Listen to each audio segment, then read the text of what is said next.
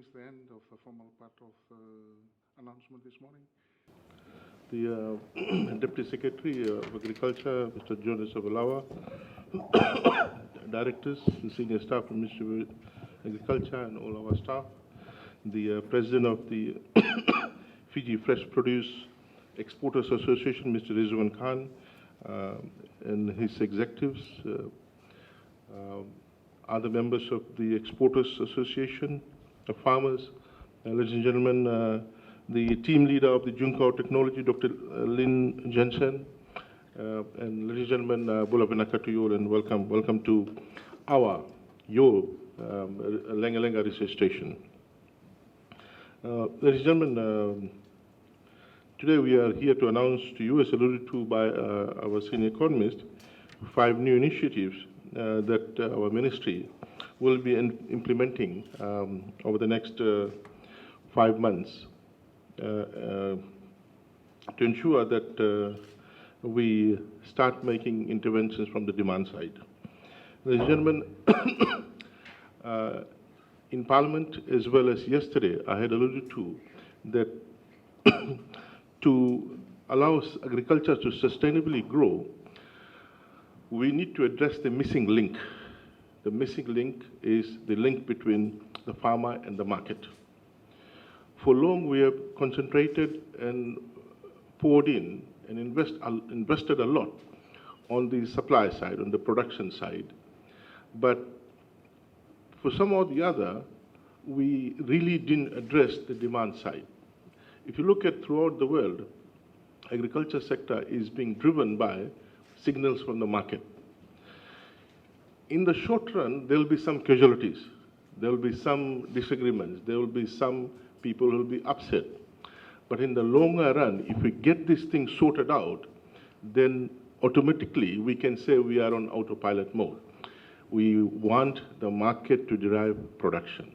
We want the market to derive production and supply, the market signal. Who will do that in the market? Is the buyers, the exporters, all those actors and players in the market. We need to structure them, we need to resource them, we need to support them. Of course, we don't want to create a dependency system there. We will support them and give them the kinds of incentives that they need to function and provide the signals to the farmers so that we see able-bodied, business-minded, with a corporate culture, farmers to enter, to remain, and to expand in the industry. Today we will be announcing, as alluded to, 5 initiatives. One is on how we deal with the issue of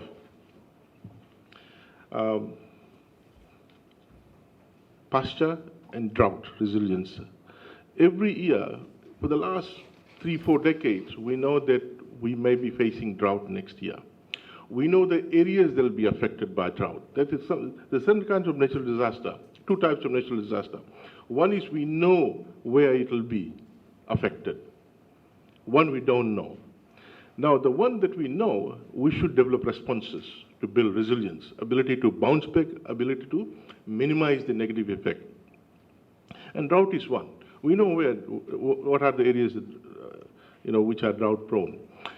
We also know what are the sectors that will be affected, and therefore we need to support and build resilience amongst these sectors.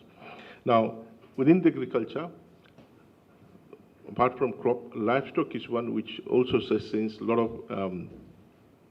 of damage during prolonged drought. The 2 aspects of drought that contributes to the damage in the livestock sector, one is lack of availability of good quality pasture, and second is water. Today, the announcement that we will be making deals with the issue of quality pasture, which not only has a very high protein content, but also is resilient to drought.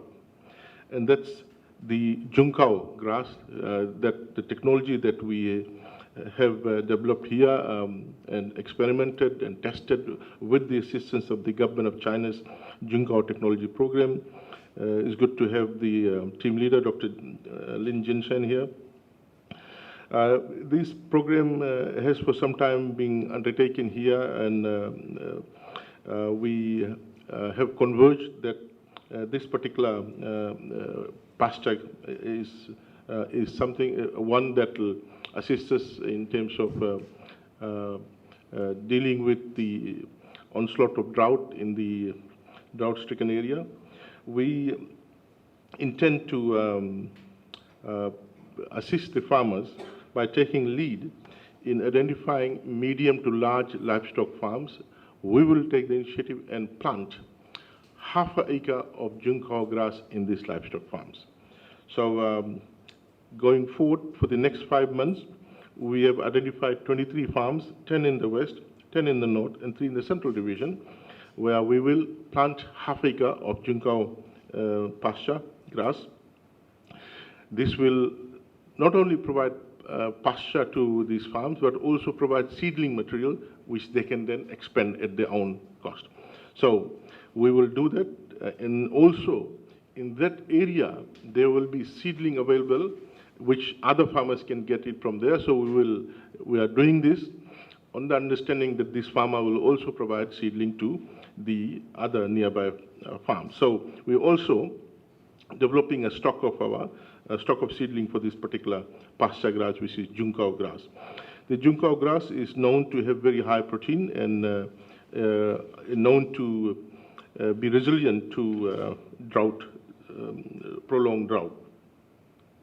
Also, along with this, we will be providing the farmers with airtight bags so that they can, and loaning them out with shredders so they can shred the grass and put this in bags, airtight bags, and they can store it for up to 3 months. So this pasture will last for 3 months on the farm during the drought period, so they can use that. We're starting that. We're giving them a leverage from there. They will be on their own. They will expand the pasture. They will buy more bags, and this will become a major source of protein for livestock on their farm. So, as alluded to, we will start with 23 farms, as well as we will also plant pastures, this pasture in 5 of our research stations outside Lenga. The second initiative that we want to announce is linked with food security and nutritional improvement. That we now wish to promote backyard gardening. In doing so, we will provide a BG package to households who are interested in going into backyard gardening. Each BG package will consist of a guide for gardeners, up to 25 potting bags, up to 5 bags of garden soil, seeds or seedling for 4 crops and 2 fruit trees that we will provide based on the choice of the household member. We will provide this at central locations, but for now, we will trial this in Tabua and Ba. So in a central location, we will announce that they will come. We will launch this in Tabua and Ba. We will then give them, we'll profile them. There'll be a household profile that we will take, and then we will give them the package, and then we will follow up to see the impact of this particular program. Once this is done, going forward in the next budget, we will factor in so we can do it for all urban area and peri-urban area. So the main objective is to, for this particular project, is to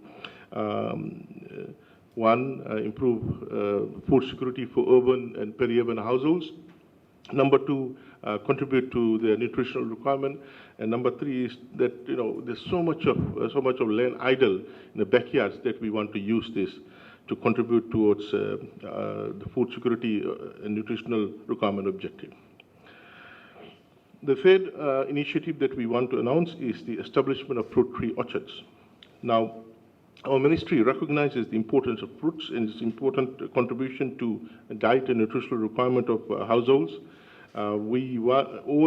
if you look at throughout the Fiji now, the fruits that we get, most of them are widely grown and are only provided during seasons. So what we want to do is to establish proper fruit tree orchard. We're looking at fruit tree orchards for mango, avocado, guava, dragon fruit, breadfruit, citrus, passion fruit, and ivy to start with. So what we want to do is every year for the next 3 years establish 40 orchards, 40, 40, 40. To start with, we will start with 20 from now till the next 5 months in this financial year.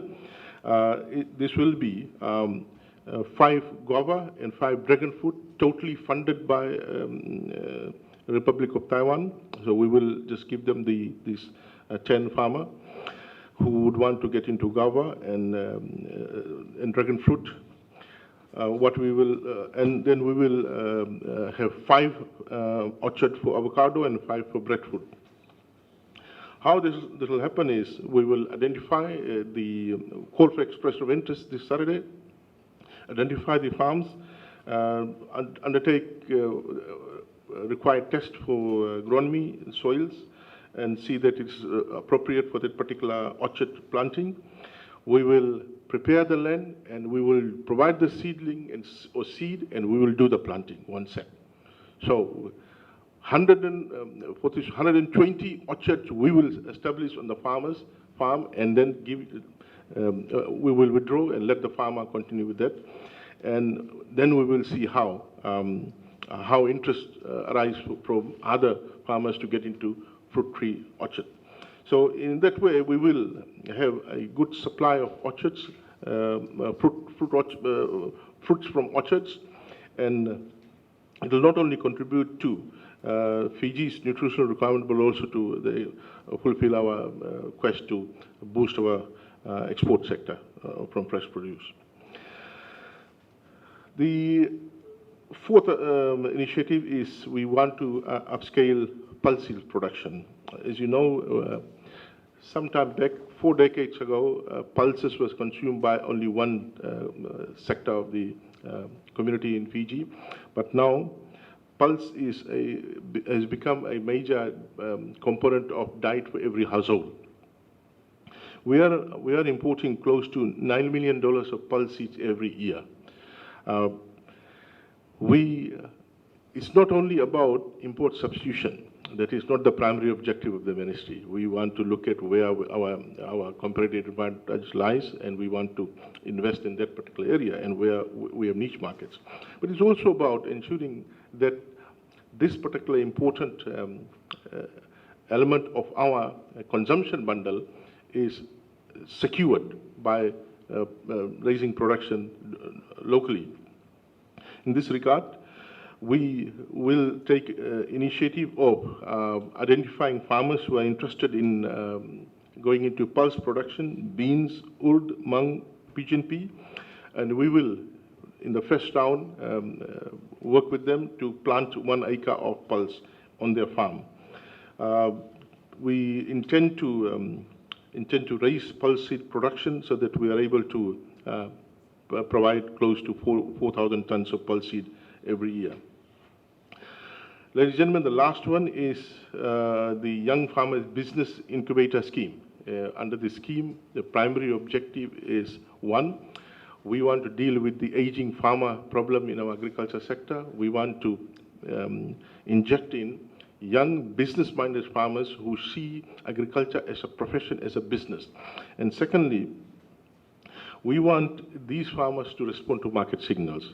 And these signals will be provided by the buyers, the exporters, as well as our own marketing authority that we want to organize, so that they should not worry about what will happen to their produce, what will happen to their output. One of the major worries of a farmer is how the farmer will be able to, on a timely basis, sell off their particular product to produce, given the nature of agriculture produce, which is perishable in nature. So, if we are able to remove that, if you're able to tie them up with potential buyers, exporters, we will be able to incentivize the farmers to respond to that and start producing and expanding the supply. So the notion of demand creating supply rather than what has been happening for so long is we are pouring in money thinking that supply will create a market or demand. So, ladies and gentlemen, in this we are looking at injecting up to 100 young farmers between the age of 20 to 30 every year. We will be advertising this Saturday of young farmers, youths who have land, and for them, we will, in the first round, we will do full land preparation and cultivation, and we will plant a crop of their choice, which is also the choice of the buyer or exporter that will pick them up with. We will provide all support and pick up all the expenses in the first year, and then we will establish trust fund, either in the buyers or exporters account or in the IMA account, where of the total proceeds, we will deduct 15% and keep it in the trust account. And that money will be utilized to do cultivation, land preparation, and planting in the second round. So after the first round, we will withdraw. Government will move out. It will be the buyer, the market, and the farmer. And the cost of preparing land, cultivation, etc., will be picked up from the fund that is in the trust account, which will be visible to all the three parties. Okay. So in this initiative, we are looking at, let's say in 5 years' time, we will have 500 new young farmers with business mind. These will be ambassadors. They will be treated differently. They will attend all our workshops and conferences so that they can also say that, we don't have to be a teacher to attend a workshop or conference. You don't have to be an accountant or engineer. Agriculture businessmen can also be